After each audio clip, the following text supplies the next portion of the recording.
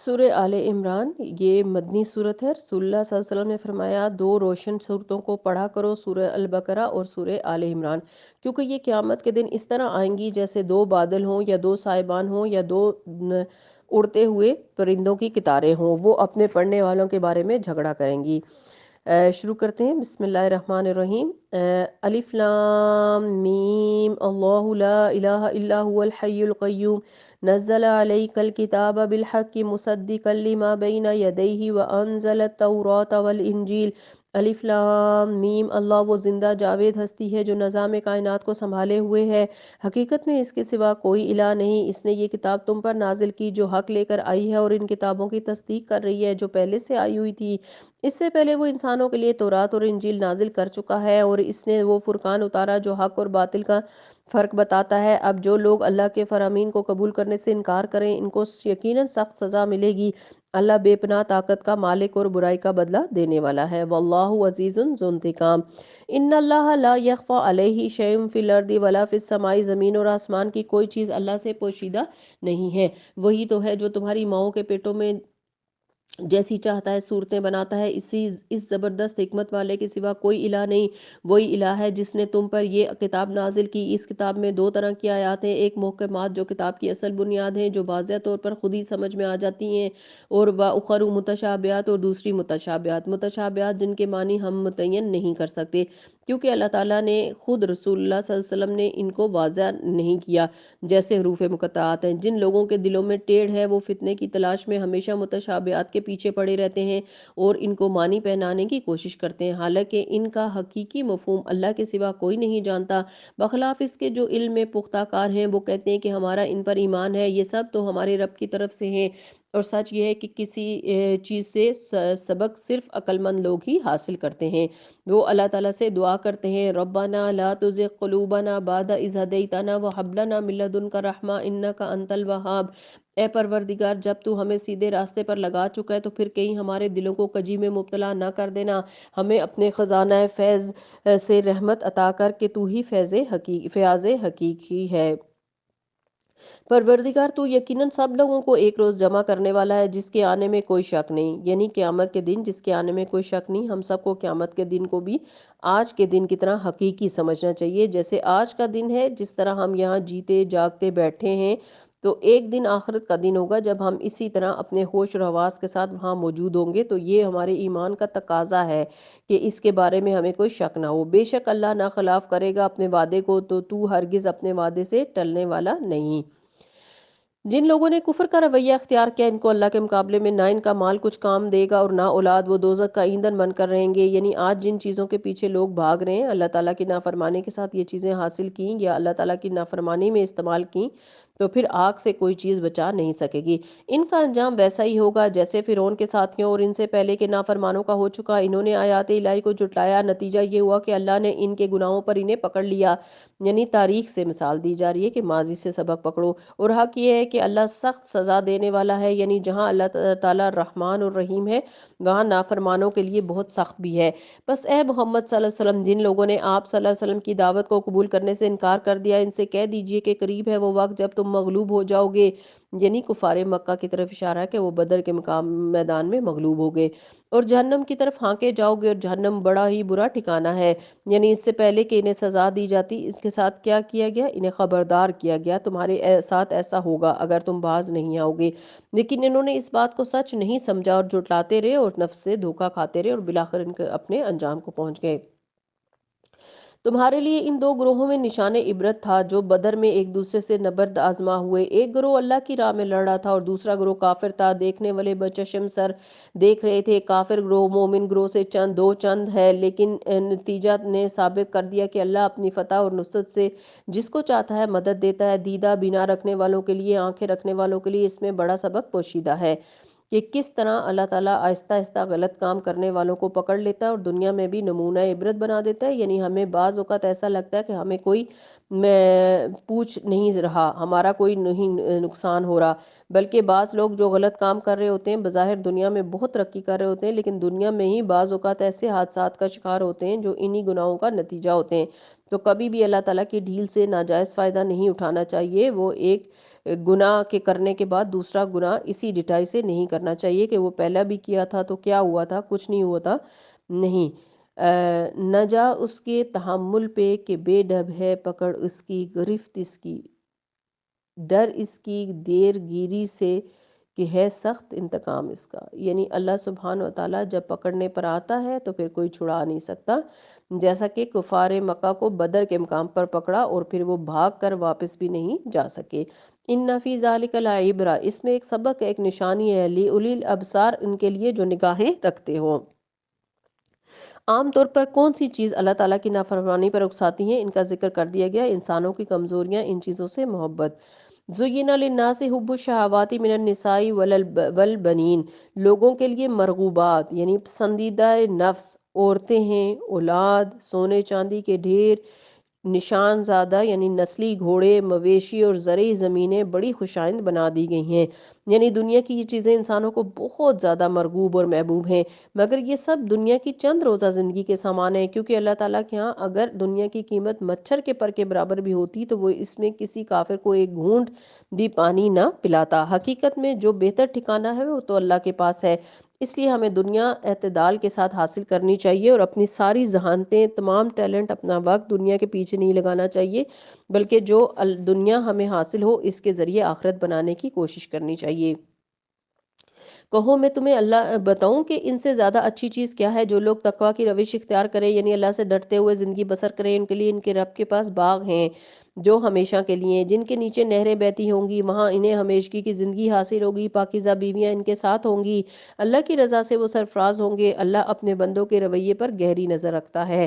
یہ وہ لوگ ہیں جو کہتے ہیں کہ مالک ہم ایمان لائے، ربنا اننا آمنا فاغفر لنا ذنوبنا وقنا عذاب النار، اے اللہ ہماری خطاؤں سے درگزر فرما اور ہمیں دوزخ کی آگ سے بچا لے، آمین۔ یہ لوگ کون ہیں جو دوزخ سے بچنے والے ہیں؟ الصابرین، جو صبر کرنے والے ہیں، والصادقین، جو سچے ہیں، والقانتین، جو اطاعت گزار ہیں، عجز و انکساری کرنے والے ہیں، والمنفقین، جو خرچ کرنے والے ہیں، والمستغفرین بالاسحار، اور سحری کے وقت رات کے پچھلے حصے میں اپنے گناہوں کی معافی مانگنے والے ہیں۔ شاہد اللہ انہ لا الہ الا ہو، اللہ نے خود اس بات کی گواہی دی ہے کہ اس کے سوا کوئی الہ نہیں، اور فرشتے اور سب اہل علم بھی راستی اور انصاف کے ساتھ اس پر گواہ ہیں، اس زبردست حکیم کے سوا کوئی الہ نہیں۔ یعنی یہاں اللہ تعالیٰ نے اپنی گواہی کے ساتھ فرشتوں اور اہل علم کی گواہی کو اکٹھا کر لیا۔ اس سے علم کی فضیلت پتہ چلتی ہے کہ جو لوگ علم حاصل کرتے ہیں ان کا کیا مقام ہے۔ ان الدین عند اللہ الاسلام، اللہ کے نزدیک دین صرف اسلام ہے۔ اس سے ہٹ کر جو طریقہ ان لوگوں نے اختیار کیے جنہیں کتاب دی گئی تھی، ان کے اس طرز عمل کی وجہ سے اس کے سوا نہ تھی کہ انہوں نے علم آ جانے کے بعد آپس میں ایک دوسرے کے ساتھ زیادتی کرنے کے لیے ایسا کیا۔ جو کوئی اللہ کے کام اور ہدایات سے انکار کر دے، اللہ کو اس سے حساب لینے میں کچھ دیر نہیں لگتی۔ اب اگر یہ لوگ تم سے جھگڑا کرے تو ان سے کہہ دیجئے کہ میں نے اور میرے پیروکاروں نے تو اللہ کے آگے سر تسلیم خم کر دیا۔ پھر اہل کتاب اور غیر اہل کتاب دونوں سے پوچھئے کیا تم بھی اس کی اطاعت اور بندگی قبول کرتے ہو؟ اگر کی تو وہ رائے راست پا گئے، اور اگر اس سے منہ موڑا تو تم پر صرف پیغام پہنچا دینے کی ذمہ داری تھی۔ آگے اللہ خود اپنے بندوں کے معاملات دیکھنے والا ہے۔ اس سے یہ پتہ چلتا ہے کہ ایک داعیہ دین کا ذمہ کیا ہے۔ اس کی ذمہ داری یہ ہے کہ وہ دوسرے کو اچھی بات بتا دے، دوسرا اسے قبول کرے یا نہ کرے، پھر وہ خود اس بات کا ذمہ دار ہے اور اپنے کیے کا خود حساب دے گا۔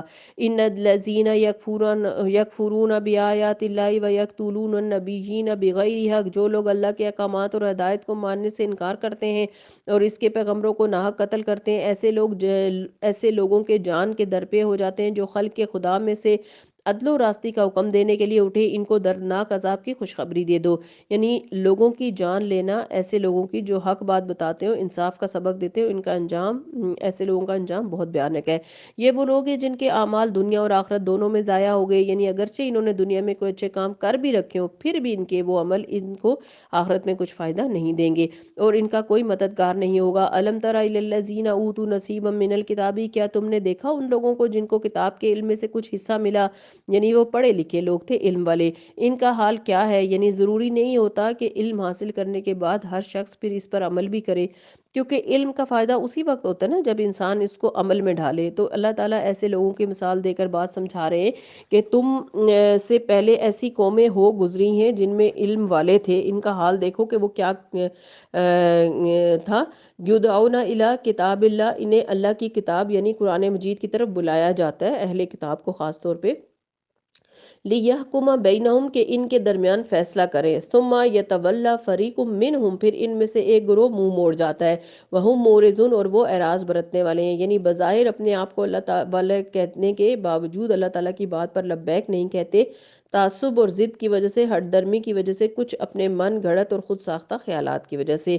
ذَلِکَ بِأَنَّهُمْ قَالُوا لَن تَمَسَّنَا النَّارُ یہ اس وجہ سے ہے کہ وہ کہتے ہیں کہ دوزخ کی آگ تو ہم کو چھو کر نہ دے گی، اگر دوزخ کی سزا ہم کو ملے گی بھی تو بس چند روز، اور اپنے غلط عقائد کی وجہ سے ان کی خود ساختہ عقیدوں نے ان کو اپنے دین کے معاملے میں بڑی غلط فہمیوں میں ڈال رکھا ہے، مگر کیا بنے گی ان پر جب ایک روز ہم ان کو جمع کریں گے جس کا آنا یقینی ہے، اس روز اس کی کمائی کا بدلہ پورا پورا دیا جائے گا، کسی پر کچھ بھی ظلم نہیں ہوگا۔ قل اللہم مالک الملک تؤتی الملک من تشاء وتنزع الملک ممن تشاء وتعز من تشاء وتذل من تشاء بیدک الخیر انک علی کل شیء قدیر۔ کہو اے اللہ ملک کے مالک تو جسے حکومت دے، جسے چاہے چھین لے، جسے چاہے عزت بخشے، جس کو چاہے ذلیل کر دے، بھلائی تیرے اختیار میں ہے، بے شک تو ہر چیز پر قادر ہے۔ رات کو دن میں پروتا ہوا لے آتا ہے اور دن کو رات میں، بے جان میں سے جاندار کو نکالتا ہے اور جاندار میں سے بے جان کو، جسے چاہتا ہے بے حساب رزق دیتا ہے۔ وَتَرْزُقُ مَن تَشَاءُ بِغَیْرِ حساب یعنی اگر کسی کو زیادہ رزق ملا ہے تو وہ صرف اس کی اپنی ذہانت اور قابلیت کی وجہ سے نہیں، بلکہ یہ بھی اللہ تعالیٰ کا فیصلہ اور اللہ تعالیٰ کی دین ہے۔ لیکن عام طور پر لوگ اس کو سمجھتے ہیں کہ اس لیے کہ جب ان کو مل جاتا ہے تو وہ اللہ تعالیٰ کے راستے میں نہیں دیتے، کیونکہ وہ اس کو اپنی ذاتی ملکیت سمجھنے لگتے ہیں۔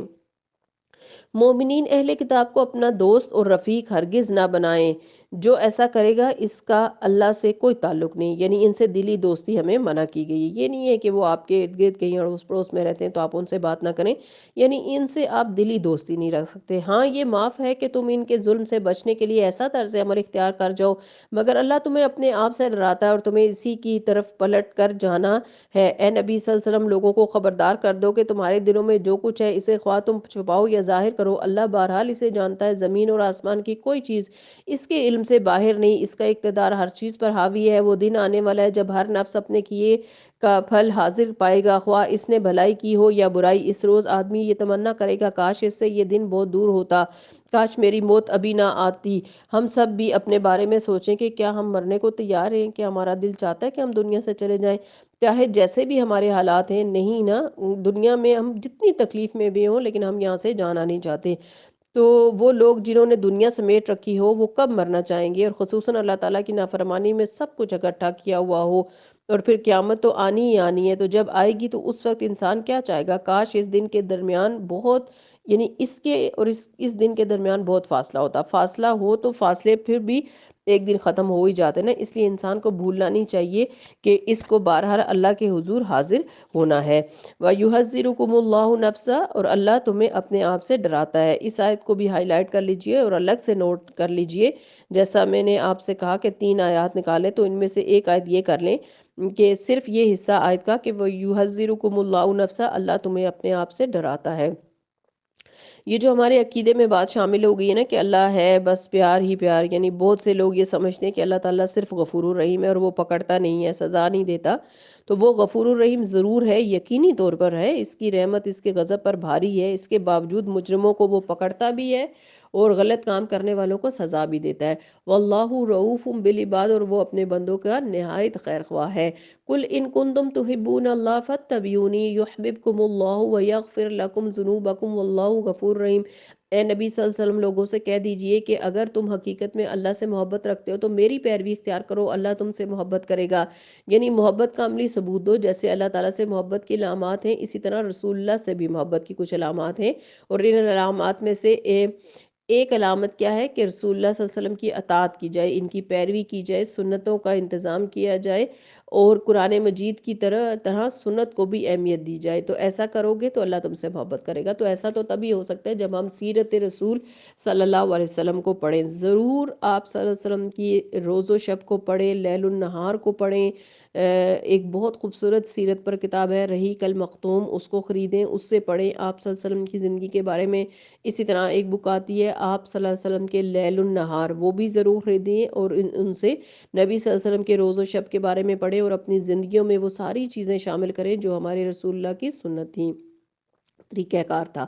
یعنی ایک ہم اللہ تعالیٰ سے محبت کرتے ہیں اور ایک رسول اللہ سے کرتے ہیں، تو رسول اللہ سے محبت کرنے کا طریقہ ان کی سنت کی پیروی ہے، اور سنت کی پیروی آپ تبھی کر سکتے ہیں جب آپ سنت کو پڑھیں گے۔ تو اللہ تمہاری خطاؤں سے درگزر فرمائے گا، تمہاری غلطیوں کو معاف کر دے گا، وہ بڑا معاف کرنے والا اور رحیم ہے۔ حقیقت یہ کہ سنت نجات کا باعث ہے۔ انسان مختلف فتنوں سے تبھی بچ سکتا ہے جب وہ سنت پر عمل کرتا ہے۔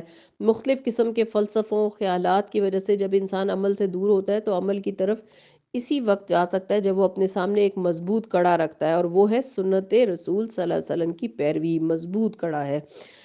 قل اطیعوا اللہ والرسول، کہہ دیجئے اللہ کی اطاعت کرو اور رسول اللہ کی۔ صحابہ کرام رضوان اللہ اجمعین اس طرح اللہ کے رسول صلی اللہ علیہ وسلم کی بات مانتے۔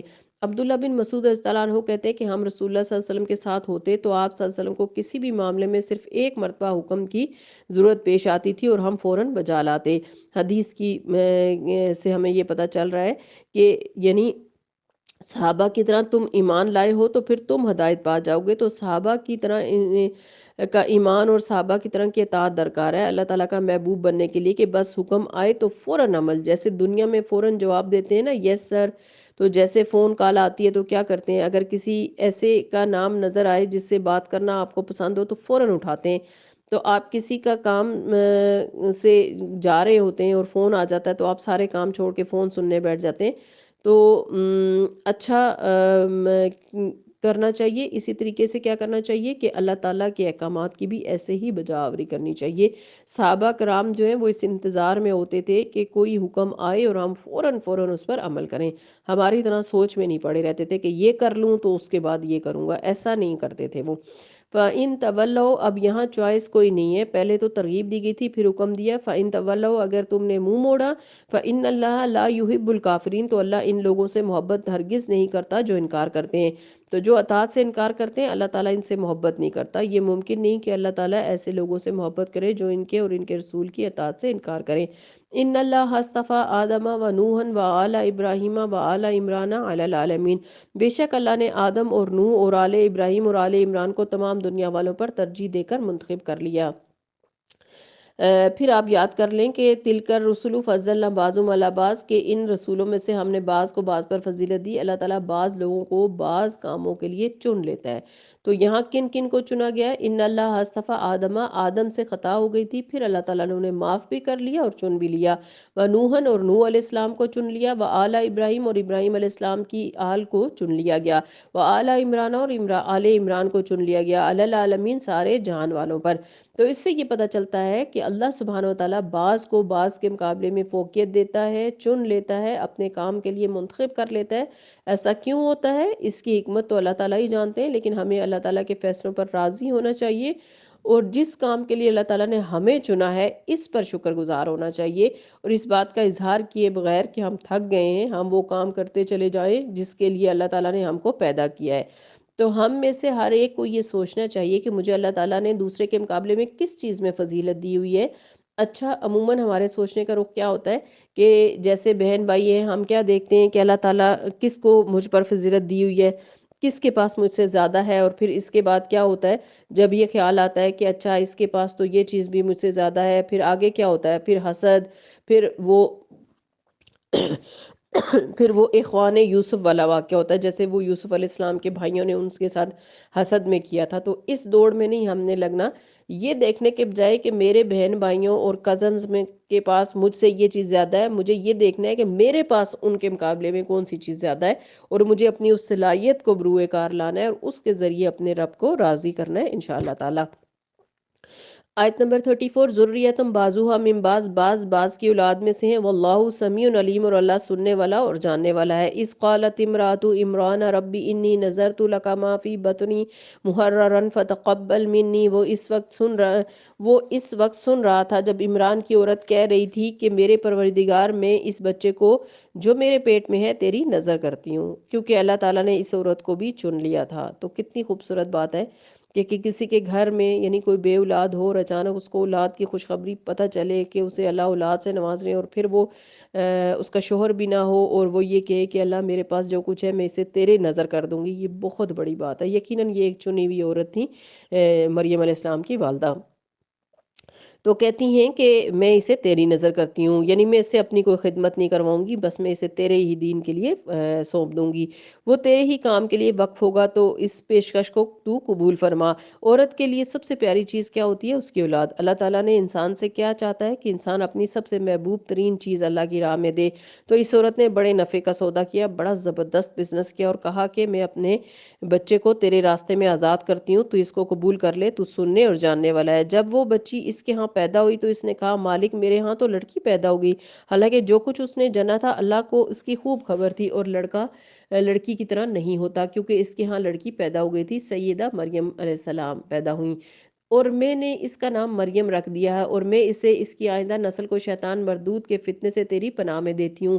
یعنی ایمان والی ماں تھی نا، تو اپنے بچے کو فوراً شیطان مردود کے یعنی جو دشمن سے بچا کر اللہ کی حفاظت میں دے دیا۔ اور جب انسان اپنے آپ کو اللہ کے حوالے کر دیتا ہے، اپنی اولاد کو اللہ تعالیٰ کے حوالے کر دیتا ہے، تو پھر اللہ تعالیٰ اس کا نگہبان ہو جاتا ہے۔ اب آپ اس خاتون کا دیکھیں معاملہ اور ہمارا دیکھیں کہ ہمارے بچے جب پیدا ہوتے ہیں تو سب سے پہلے ان کی سیلفی بنتی ہے اور وہ ہمارے ڈی پی اور ہمارے فیس بک پہ اپلوڈ ہو جاتی ہے، جبکہ یہ ایمان والی خاتون اسے فوراً اللہ کی پناہ میں دیتی ہیں اور اس کے ذریعے اپنی آخرت اور اس کی آخرت سنوارتی ہیں۔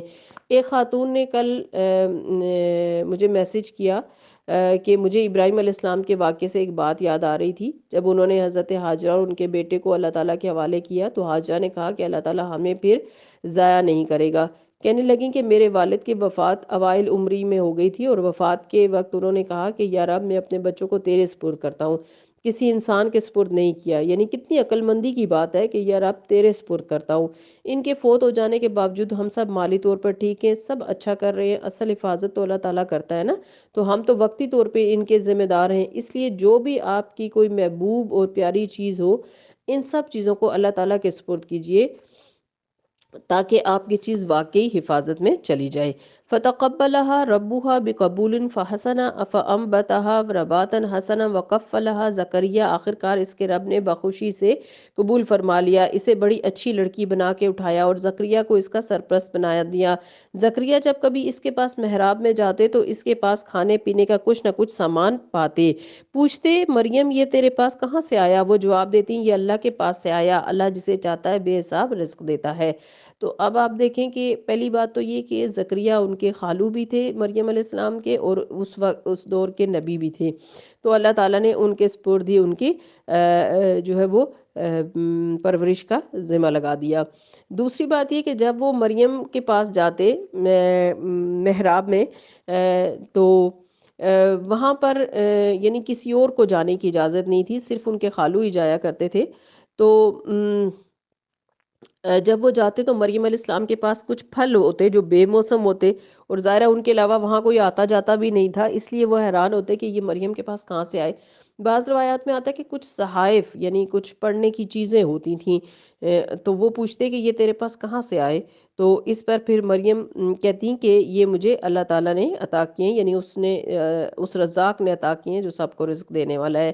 یہ حال دیکھ کر زکریا نے اپنے رب کو پکارا، اپنی قدرت سے مجھے نیک اور اولاد عطا کر، تو ہی دعا سننے والا ہے۔ یعنی زکریا 70 سے اوپر چلے گئے تھے اور ان کے ہاں بھی اولاد نہیں تھی، اور کافی بوڑھے ہو چکے تھے، لیکن جب انہوں نے دیکھا کہ اگر اللہ تعالیٰ مریم کو بے موسم پھل دے سکتا ہے تو مجھے بھی اس عمر میں اولاد مل سکتی ہے، تو انہوں نے اللہ تعالیٰ سے اولاد کی دعا مانگی کہ ربی حب لی من الصالحین، ربنا حب لنا من لدنک رحمہ انک انت الوہاب۔ تو ان کو دیکھ کر، ایک لڑکی کی مثال کو دیکھ کر زکریا دعا مانگ رہے ہیں کہ اللہ اگر اسے دے سکتا ہے تو مجھے بھی دے سکتا ہے۔ جواب میں فرشتوں نے آواز دی جبکہ وہ محراب میں کھڑے نماز پڑھ رہے تھے، اللہ تجھے یحییٰ کی خوشخبری دیتا ہے، وہ اللہ کی طرف سے ایک فرمان کی تصدیق کرنے والا بن کر آئے گا، اس میں سرداری اور بزرگی کی شان ہوگی، کمال درجے کا ضابط ہوگا، نبوت سے سرفراز ہوگا اور وہ صالحین میں شمار ہو جائے گا۔ زکریا نے کہا کہ پروردگار بھلا میرے ہاں لڑکا کہاں سے ہوگا، میں تو بہت بوڑھا ہو چکا ہوں، میری بیوی بانجھ ہے۔ جواب ملا ایسا ہی ہوگا، اللہ جو چاہتا ہے کرتا ہے۔ عرض کیا مالک کوئی نشانی میرے لیے مقرر فرما دیجئے۔ کہا نشانی یہ ہے کہ تم 3 دن تک لوگوں سے اشارے کے سوا کوئی بات چیت نہ کر سکو گے، اس دوران میں اپنے رب کو بہت یاد کرنا اور صبح و شام اس کی تسبیح کرتے رہنا۔ پھر وہ وقت آیا جب مریم علیہ السلام سے فرشتوں نے آ کر کہا اے مریم اللہ نے تجھے برگزیدہ کیا، چن لیا، فضیلت عطا کی اور پاکیزگی عطا کی اور تمام دنیا کی عورتوں پر تجھے ترجیح دی۔ فضلنا بعضهم علی بعض کی بات ہے کہ اللہ نے مریم علیہ السلام کو دنیا بھر کی عورتوں پر فضیلت عطا کی۔ کچھ اور عورتوں کو بھی فضیلت ملی، جیسے سیدہ آسیہ علیہ السلام، سیدہ خدیجہ رضی اللہ عنہا، سیدہ عائشہ رضی اللہ عنہا، حضرت فاطمہ رضی اللہ عنہا کو۔ تو ہمیں ان کی سیرت کا مطالعہ کرنا چاہیے، ان خواتین میں وہ کیا خوبیاں تھیں جس کی وجہ سے اللہ تعالیٰ نے ان کو چن لیا، منتخب کر لیا، اور ہمیں بھی اپنے اندر یہ خوبیاں ڈالنے کی کوشش کرنی چاہیے۔ اے مریم اپنے رب کی تابع فرمان بن کے رہو، اس کے آگے سربسجود رہو، یعنی جب اللہ تعالیٰ چن لے تو اتنی ہی عاجزی آنی چاہیے، اتنا ہی اللہ تعالیٰ کے آگے جھکاؤ ہونا چاہیے، اور جو بندے اس کے حضور جھکنے والے ہیں ان کے ساتھ تم بھی جھک جاؤ۔ اجتماعی عبادت کی طرف اشارہ ہے، اور اس سے یہ بھی پتہ چلتا ہے کہ عورتیں بھی اجتماعی عبادت اور عبادت میں شریک ہو سکتی ہیں، یعنی باجماعت نماز پڑھ سکتی ہیں، جیسا کہ کئی احادیث سے ثابت بھی ہے۔ آپ صلی اللہ علیہ وسلم نے فرمایا، واضح طور پہ فرمایا کہ اپنی عورتوں کو مسجد میں جانے سے نہ روکو، یہ ابو داؤد کی حدیث ہے۔ خصوصاً اب تراویح کا موسم ہے اور بعض اوقات اکیلے میں خود تراویح پڑھتے ہوئے نیند آ جاتی ہے یا اتنی صورتیں یاد نہیں ہوتی، تو ایسے میں اگر موقع ملے تراویح کی جماعت میں ضرور شریک ہوں اور جماعت سے تراویح پڑھیں۔ ذالک من انباء الغیب نوحیہ الیک، اے محمد صلی اللہ علیہ وسلم یہ غیب کی خبریں ہیں جو ہم تمہیں وحی کے ذریعے سے بتا رہے ہیں، ورنہ تم اس وقت وہاں موجود نہ تھے جب ہیکل کے خادم یہ فیصلہ کرنے کے لیے کہ مریم کا سرپرست کون ہو اپنے اپنے قلم پھینک رہے تھے۔ کہا جاتا ہے کہ جب مریم علیہ السلام کی والدہ ان کو ہیکل میں لے کر گئیں کہ یہ بچی میں نے اللہ تعالیٰ کے راستے میں دے دی ہے، تو اس کو اب میں اپنے گھر نہیں رکھ سکتی، تو اسے یہاں بیت المقدس میں رکھا جائے، تو وہ انکار کرنے لگے کیونکہ یہ اس سے پہلے وہاں پہ کبھی کسی لڑکی کو نہیں رکھا گیا۔ تو انہوں نے کہا یہاں تو ہمیشہ مرد رہتے ہیں، لڑکی کے لیے یہاں کوئی جگہ نہیں ہے، کیونکہ عورتیں تو یہاں نہیں ہوتی، تو یہ بہت غیر معمولی چیز تھی لوگوں کے لیے اس دور میں۔ اس پر انہوں نے اپنے کچھ خواب کا ذکر کیا، یعنی انہوں نے مریم کی والدہ نے بتایا کہ مجھے اس بچی کے حوالے سے یہ خواب دکھائے گئے ہیں، جس پر وہ سارے آپس میں جھگڑنے لگے۔ ان کو یہ احساس ہو گیا کہ یہ ایک غیر معمولی بچی ہے، اور وہ کس بات پہ جھگڑنے لگے کہ ہر ایک یہ کہنے لگا کہ ہم اس کی کفالت کریں گے، اس کی پرورش کریں گے۔ دیکھیں کہاں کہ وہ اس کو لینے کے لیے تیار نہیں تھے، اور کہاں پھر وہ ان کی پرورش کے لیے جھگڑنے لگے۔ تو بہرحال جب پھر قرعہ اندازی ہوئی تو ان کے خالو حضرت زکریا کا نام قرعہ نکلا جو ان کی دیکھ بھال کرتے تھے، ورنہ تم اللہ فرماتے ورنہ تم اس وقت وہاں موجود نہ تھے جب ہیکل کے خادم یہ فیصلہ کرنے کے لیے کہ مریم کا سرپرست کون ہو اپنے اپنے قلم پھینک رہے تھے، اور نہ تم اس وقت حاضر تھے جب ان کے درمیان جھگڑا بپا تھا کہ مریم کی کفالت کون کرے گا۔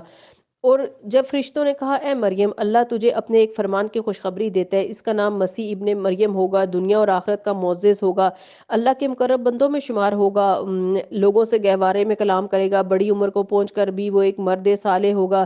یہ سن کر مریم بولی کہ پروردگار میرے ہاں بچہ کہاں سے ہوگا، مجھے تو کسی شخص نے ہاتھ تک نہیں لگایا۔ جواب ملا ایسا ہی ہوگا، اللہ جو چاہتا ہے پیدا کرتا ہے۔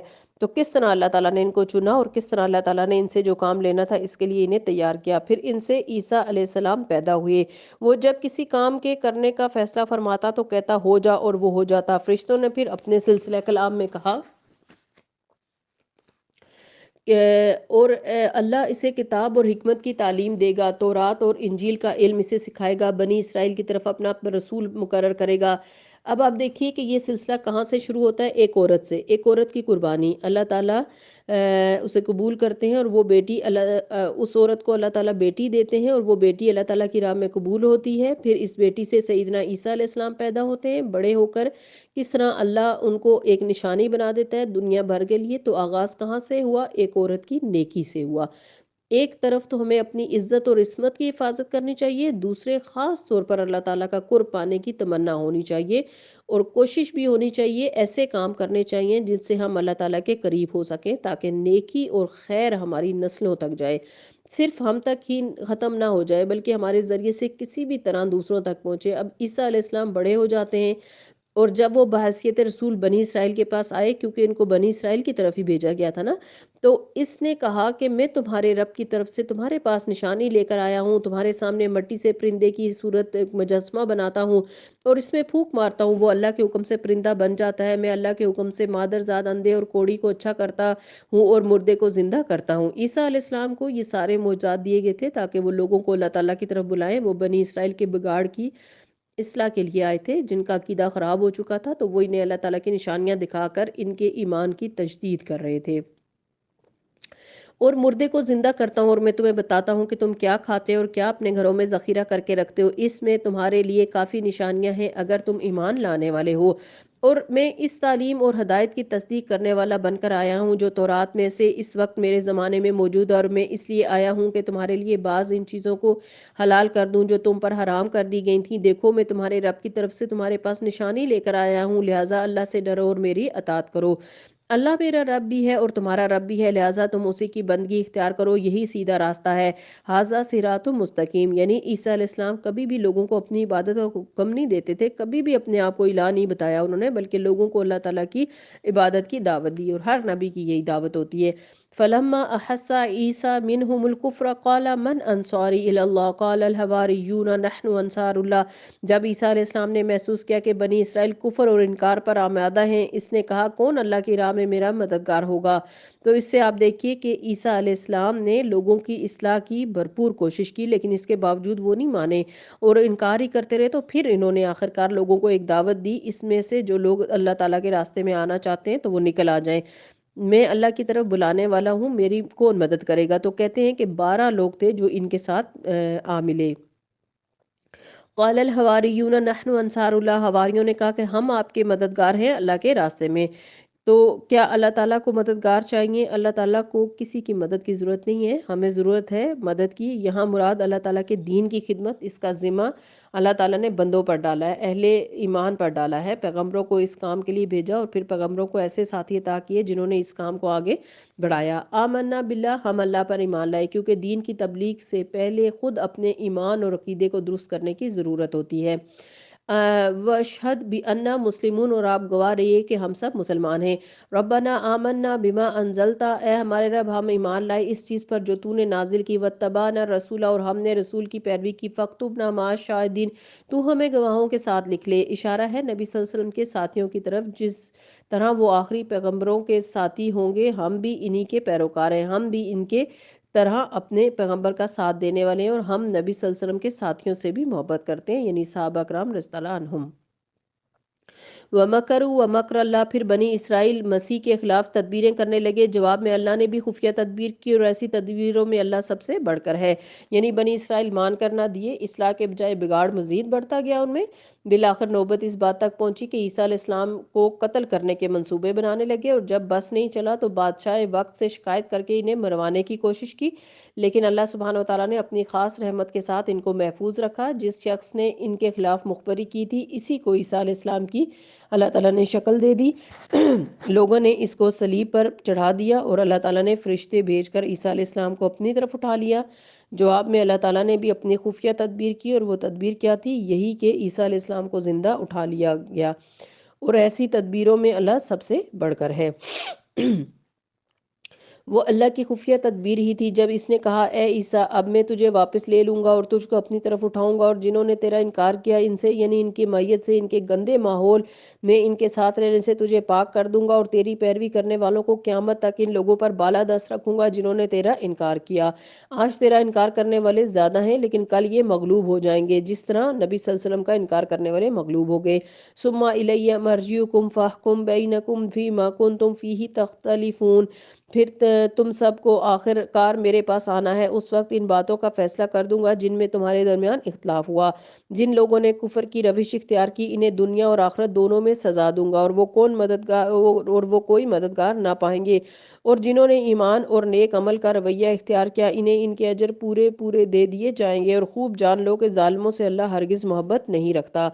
ذالک نتلوہ علیک من الآیات والذکر الحکیم، یہ آیات اور حکمت سے لبریز تذکرے ہیں جو ہم تمہیں سنا رہے ہیں۔ بے شک اللہ کے نزدیک عیسیٰ علیہ السلام کی مثال آدم کی سی ہے کہ اللہ نے اسے مٹی سے پیدا کیا، پھر اسے حکم دیا ہو جا اور وہ ہو گیا۔ یہ اصل حقیقت ہے جو تیرے رب کی طرف سے بتائی جا رہی ہے، اور تم ان لوگوں میں شامل نہ ہو جو شک کرتے ہیں۔ یعنی عیسیٰ علیہ السلام بن باپ کے پیدا ہو گئے تو یہ کوئی بڑی بات نہیں اللہ کے لیے، کیونکہ اللہ تعالیٰ نے آدم علیہ السلام کو تو بغیر ماں باپ کے پیدا کیا تھا، اور اسی طرح حوا علیہ السلام کی پیدائش بھی ہوئی تھی، تو اس لیے عیسیٰ علیہ السلام کا بغیر باپ کے پیدا ہونا اللہ تعالیٰ کے لیے کوئی اچنبے کی بات نہیں۔ اب یہ علم آ جانے کے بعد جو کوئی تم سے جھگڑا کرے تو اے محمد صلی اللہ علیہ وسلم ان سے کہیے آؤ ہم اور تم خود بھی آ جائیں اور اپنے اپنے بال بچوں کو بھی لے آئیں، اور اللہ سے دعا کریں کہ جو جھوٹا ہو اس پر اللہ کی لعنت ہو۔ کہا جاتا ہے کہ نبی صلی اللہ علیہ وسلم کے پاس نجران کے عیسائیوں کا ایک وفد آیا، اور آپ صلی اللہ علیہ وسلم نے ان کے سامنے عیسیٰ علیہ السلام کی واضح تعلیمات رکھیں، کیونکہ آپ جانتے ہیں کہ عیسائی عیسیٰ علیہ السلام کو خدا کہتے ہیں۔ تو ابھی ہم نے جو کچھ پڑھا اس سے کیا پتہ چلتا ہے کہ عیسیٰ علیہ السلام کوئی خدا نہیں تھے بلکہ اللہ کے ایک پیغمبر تھے اور مریم علیہ السلام کے بیٹے تھے۔ تو بہرحال آپ صلی اللہ علیہ وسلم نے اس وفد نجران کے سامنے وہ ساری تعلیمات رکھی، جس کا خلاصہ یہ تھا کہ عیسیٰ اللہ کے بیٹے نہیں ہیں یا اللہ نہیں ہیں، وہ اللہ کے پیغمبر تھے، ہمیں عبادت اللہ کی کرنی چاہیے، اور دین کی ساری باتوں کو اور خصوصاً آل عمران کی آیات تلاوت کر کے حق ان کے سامنے رکھا، اور پھر بھی جب وہ نہیں مانے تو پھر ان سے کہا کہ ٹھیک ہے ہم مباہلہ کرتے ہیں، ہم میں سے جو سچا ہے وہ سچا ہے اور جو جھوٹا ہے اس پر اللہ کی لعنت ہو۔ ہم اپنے بچوں کو اور تم اپنے بچوں کو لے آؤ، ہم اپنی عورتوں اور تم اپنے عورتوں کو لے آؤ، ہم بھی آ جاتے ہیں تم بھی آ جاؤ، اور پھر جھوٹے پر اللہ کی لعنت پکارتے ہیں۔ جب عیسائیوں کے وفد نے دیکھا کہ نبی صلی اللہ علیہ وسلم اپنے ساتھ سیدہ فاطمہ، سیدنا حسن، سیدنا حسین اور سیدنا علی رضوان اللہ تعالیٰ اجمعین کو لے کر آ رہے ہیں تو یہ لوگ ڈر گئے اور کہنے لگے کہ ہم وہ صورتیں دیکھ رہے ہیں کہ جو یہ مطالبہ کریں تو پہاڑ بھی اپنی جگہ سے ہل جائیں گے۔ ظاہر ہے وہ ڈر گئے کہ اگر انہوں نے بددعا دے دی تو یہ بددعا ہمیں لگ جائے گی، تو اس لیے پھر وہ اللہ تعالیٰ انہوں نے یعنی مباہلے سے انکار کر دیا۔ ان ھذا ھو القصص الحق، یہ بالکل صحیح واقعات ہیں، حقیقت یہ ہے کہ اللہ کے سوا کوئی الہ نہیں، اور وہ اللہ ہی کی ہستی ہے جس کی طاقت سب سے بالا اور جس کی حکمت نظام عالم میں کار فرما ہے، وہ عزیز اور حکیم ہے۔ فَإِن تَوَلَّوْا، پھر اگر وہ منہ موڑ جائیں، فَإِنَّ اللَّهَ عَلِيمٌ بِالْمُفْسِدِينَ، بے شک اللہ جانتا ہے مفسدین کو۔ قل یا اہل الکتاب تعالوا الی کلمۃ سواء بیننا و بینکم، اب اہل کتاب کو ایمان کی دعوت دی جا رہی ہے، کہو اہل کتاب آؤ ایک ایسی بات کی طرف جو ہمارے اور تمہارے درمیان یکساں ہے، یہ کہ ہم اللہ کے سوا کسی کی بندگی نہ کریں، اس کے ساتھ کسی کو شریک نہ ٹھہرائیں، اور ہم میں سے کوئی اللہ کے سوا کسی کو اپنا رب نہ بنائے۔ انہوں نے کس کو اپنا رب بنا رکھا تھا؟ سیدنا عیسیٰ علیہ السلام کو۔ اس دعوت کو قبول کرنے سے اگر وہ منہ موڑے تو صاف کہہ دو وَاشْهَدُوا بِأَنَّا مُسْلِمُونَ، گواہ رہو ہم تو مسلم ہیں، یعنی صرف اللہ کی بندگی اور اطاعت کرنے والے ہیں۔ اے اہل کتاب، تم ابراہیم علیہ السلام کے بارے میں کیوں جھگڑے کرتے ہو جبکہ تورات اور انجیل تو اس کے بعد ہی نازل ہوئی؟ پھر کیا تم اپنی اتنی بات نہیں سمجھتے؟ تم لوگ جن چیزوں کا علم رکھتے ہو ان میں تو خوب بحثیں کر چکے، پھر تم ان معاملات میں کیوں بحثیں کرنے چلے ہو جن کا تمہارے پاس کچھ علم نہیں؟ اللہ جانتا ہے اور تم نہیں جانتے۔ ما کان ابراہیم یہودیا ولا نصرانیا ولکن کان حنیفا مسلما وما کان من المشرکین، ابراہیم نہ یہودی تھے نہ عیسائی، بلکہ وہ تو ایک یکسو مسلم تھے اور وہ ہرگز مشرکوں میں سے نہ تھے۔ یعنی اہل کتاب تم تو شرک کرتے ہو، تم اپنے آپ کو ابراہیم علیہ السلام کے ساتھ نہ جوڑو۔ ابراہیم علیہ السلام سے نسبت رکھنے کا سب سے زیادہ حق اگر کسی کو پہنچتا ہے تو ان لوگوں کو پہنچتا ہے جنہوں نے اس کی پیروی کی، اور اب یہ نبی اور ان کے ماننے والے اس نسبت سے زیادہ حقدار ہیں۔ اللہ صرف انہی کا حامی اور ناصر ہے جو ایمان رکھتے ہیں۔ واللہ ولی المومنین، اے ایمان والو، اہل کتاب میں سے ایک گروہ چاہتا ہے کہ کسی طرح تو وہ تمہیں رائے راست سے ہٹا دے، حالانکہ در حقیقت وہ اپنے سوا کسی کو گمراہی میں نہیں ڈال رہے، مگر انہیں اس کا شعور نہیں۔ اے اہل کتاب، کیوں اللہ کی آیات کا انکار کرتے ہو حالانکہ تم خود اس کا مشاہدہ کر رہے ہو؟ تو سورۃ البقرہ میں آپ نے دیکھا خاص طور پر بنی اسرائیل کو نبی صلی اللہ علیہ وسلم پر اور آپ صلی اللہ علیہ وسلم کی تعلیمات پر ایمان لانے کی دعوت دی جا رہی ہے، اور سورۃ آل عمران میں خصوصی طور پر نصارہ کو اس بات کی تعلیمات دی جا رہی ہیں کہ وہ محمد صلی اللہ علیہ وسلم کو مان لیں، کیونکہ اب کسی بھی شخص کی ہدایت کا انحصار اس بات پر ہے کہ وہ اللہ کے رسول محمد صلی اللہ علیہ وسلم پر ایمان لاتا ہے کہ نہیں۔ تو اس لیے یہود و نصارہ جب تک آپ صلی اللہ علیہ وسلم پر ایمان نہیں لائیں گے وہ مسلمان نہیں کہلا سکتے۔ اے اہل کتاب، تم کیوں حق کو باطل کا رنگ چڑھا کے مشتبہ بناتے ہو اور کیوں جانتے بوجھتے حق کو چھپاتے ہو؟ وَقَالَتْ طَائِفَةٌ مِّنْ أَهْلِ الْكِتَابِ آمِنُوا بِالَّذِي أُنزِلَ عَلَى الَّذِينَ آمَنُوا وَجْهَ النَّهَارِ وَاكْفُرُوا آخِرَهُ لَعَلَّهُمْ يَرْجِعُونَ۔ اہل کتاب میں سے ایک گروہ کہتا ہے کہ اس نبی کے ماننے والوں پر جو بھی نازل ہوا اس پر صبح ایمان لاؤ اور شام کو اس کا انکار کر دو، شاید اس ترکیب سے یہ ایمان سے پھر جائیں، یعنی ان کا ایمان بھی ڈاواں ڈول ہو جائے۔ جب یہ دیکھیں کہ پڑھے لکھے لوگ دین سے دور ہوتے جا رہے ہیں تو پھر ہم کیوں اس دین کی طرف آ رہے ہیں؟ نیز یہ لوگ آپس میں کہتے ہیں کہ اے مذہب والے، کہ اپنے مذہب والے کی سوا کسی کی بات نہ مانو، یعنی تعصب سکھاتے ہیں۔ اے نبی صلی اللہ علیہ وسلم، ان سے کہہ دیجئے کہ اصل میں ہدایت تو اللہ کی ہدایت ہے، اور یہ اسی کی حد دین ہے کہ کسی کو وہ وہی کچھ دے دیا جائے جو کبھی تم کو دیا گیا تھا، اور یہ کہ دوسروں کو تمہارے حضور پیش کرنے کے لیے تمہارے خلاف کبھی حجت مل جائے۔ اے نبی صلی اللہ علیہ وسلم، ان سے کہیے کہ فضل اور شرف اللہ کے اختیار میں ہے، جسے چاہے عطا فرمائے، وہ وسیع النظر ہے، سب کو جانتا ہے، اپنی رحمت کے لیے جس کو چاہتا ہے مخصوص کرتا ہے، یعنی جسے چاہتا ہے ترجیح دیتا ہے، جسے چاہتا ہے چن لیتا ہے، اور پھر وہی فضیلت کی بات۔ اللہ سبحانہ وتعالیٰ کا فضل تو بہت وسیع ہے، اللہ لیکن اس فضل میں سے جس کو جتنا چاہتا ہے حصہ دیتا ہے، تو ہمیں کیا کرنا چاہیے؟ ناراض ہونا چاہیے کہ اللہ تعالیٰ آپ نے فلاں فلاں کو کیوں دیا اور مجھے نہیں دیا؟ یا کیا کرنا چاہیے؟ تم میں سے جو اللہ نے بعض کو بعض پر فضیلت دی ہے اس کی تمنا نہ کرو، یہ نہ دیکھو کہ تمہارے پاس کیا ہے، تم کیا دیکھو کہ اللہ تعالیٰ کے پاس کیا ہے، اللہ تعالیٰ سے اس کا فضل مانگو۔ اس کے لیے ہمیں نبی صلی اللہ علیہ وسلم نے دعا بھی سکھائی ہے، اللہم انی اسألک من فضلک العظیم، اے اللہ میں تجھ سے تیرے عظیم فضل کا سوال کرتی ہوں۔ تو اللہ کے پاس سب کچھ ہے نا، آپ کو جو چاہیے اللہ سے مانگیں، دوسرے سے حسد کرنے کے بجائے۔ اور خاص طور پر یہ دعا اس وقت پڑھیے جب آپ کو کسی کی خوبی سے، بھلائی سے، کسی کی نعمت سے حسد یا رشک ہونے لگے، یعنی جب آپ کے دل میں کوئی بات آئے کہ اس کے پاس یہ کیوں ہے اور میرے پاس یہ کیوں نہیں، تو آپ فوراً اللہ تعالیٰ سے مانگیں، اللہ تعالیٰ آپ مجھے بھی دے دیں، اس سے بہتر دے دیں، مجھے کیا اللہ تعالیٰ نہیں دے سکتے؟ دے سکتے ہیں، واللہ ذو فضل العظیم۔ وَمِنْ أَهْلِ الْكِتَابِ مَنْ إِنْ تَأْمَنْهُ بِقِنْطَارٍ يُؤَدِّيهِ إِلَيْكَ وَمِنْهُمْ مَنْ إِنْ تَأْمَنْهُ بِدِينَارٍ لَا يُؤَدِّيهِ إِلَيْكَ إِلَّا مَا دُمْتَ عَلَيْهِ قَائِمًا۔ اہل کتاب میں کوئی تو ایسا ہے اگر تم اس کے اعتماد پر مال و دولت کا ایک ڈھیر بھی دے دو تو وہ تمہارا مال ادا کر دے گا، اور کسی کا حال تو یہ ہے کہ اگر تم ایک دینار کے معاملے پر بھی اس پر بھروسہ کرو تو وہ ادا نہ کرے گا الا یہ کہ تم اس کے سر پر سوار ہو جاؤ۔ یعنی اہل کتاب میں مختلف طرح کے لوگ ہیں۔ اس سے ایک اہم نصیحت ہمیں ملتی ہے کہ لوگوں کو کسی قبیلے، خاندان، کنبے یا کسی خاص نام سے اس طرح وابستہ نہ کرو کہ ایک شخص کی برائی، ایک شخص کی غلطی کو سب پر چسپاں کر دیا جائے، یعنی جرنلائزیشن نہیں ہونی چاہیے، یعنی عمومیت اختیار نہیں کرنی چاہیے کہ ایک نے غلطی کی ہے تو یہ سب کے سب ایسے ہیں۔ دیکھیں اچھے برے لوگ تو ہر جگہ ہوتے ہیں۔ ان کی اس اخلاقی حالت کا سبب یہ ہے کہ وہ کہتے ہیں کہ امیوں یعنی غیر یہودیوں کے معاملے میں ہم پر کوئی معاوضہ نہیں، کوئی پکڑ نہیں، اور وہ یہ بات اللہ کی طرف جھوٹ بول کر منسوب کرتے ہیں، حالانکہ ان کو معلوم ہے کہ اللہ نے ایسی کوئی بات نہیں فرمائی۔ آخر کیوں ان سے باز پرس نہ ہوگی؟ جو بھی اپنے عہد کو پورا کرے گا اور برائی سے بچ کر رہے گا اللہ کو وہ محبوب رہے گا۔ فضیلت کسے ملتی ہے؟ جسے چنا جاتا ہے۔